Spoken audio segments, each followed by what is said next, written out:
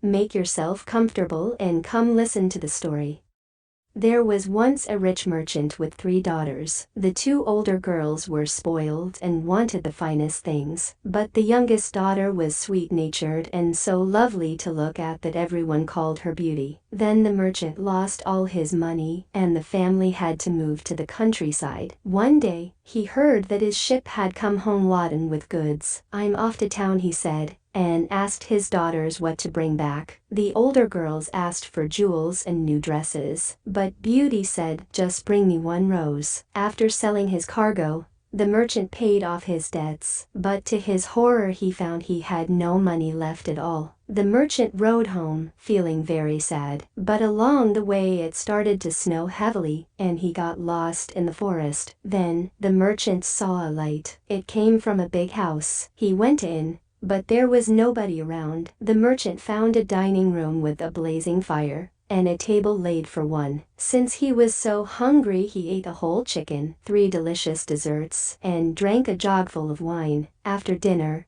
he explored the empty house and found a room with a comfortable bed already made up. He was so tired that he crawled into it and fell fast asleep. The next morning, the merchant found new clothes laid out for him. He got dressed and went for a walk in the garden. He saw a rose bush and remembered Beauty. "Just 1 rose," he thought, plucking it from the bush. Then there was a mighty roar. "How dare you steal my flowers? I will kill you for that," said the beast. The merchant pleaded, and the beast said he would spare the merchant's life if one of his daughters would take his place. When the merchant got home and told his daughters what had happened, Beauty said right away, "The rose was for me, father, so I will take your place. Let the beast eat me." Beauty's father wept. Even her sisters managed to shed some crocodile tears. Beauty trembled as she entered the beast's house. There stood the beast, but instead of eating her as Beauty had feared, he welcomed her into his home. The beast gave Beauty a wonderful bedroom,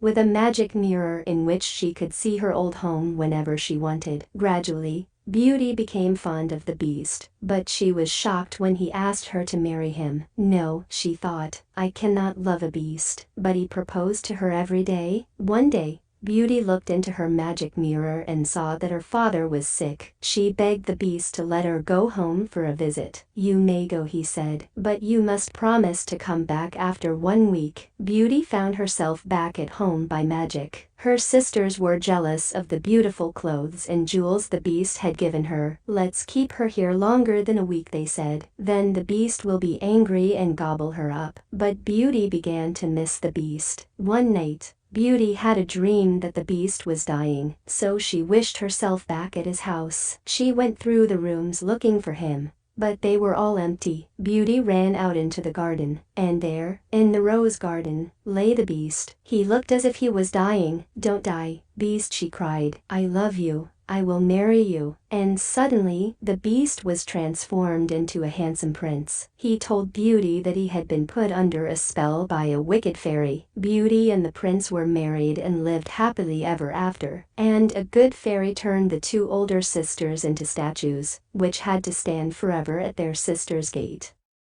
Thank you for listening to the story and see you soon.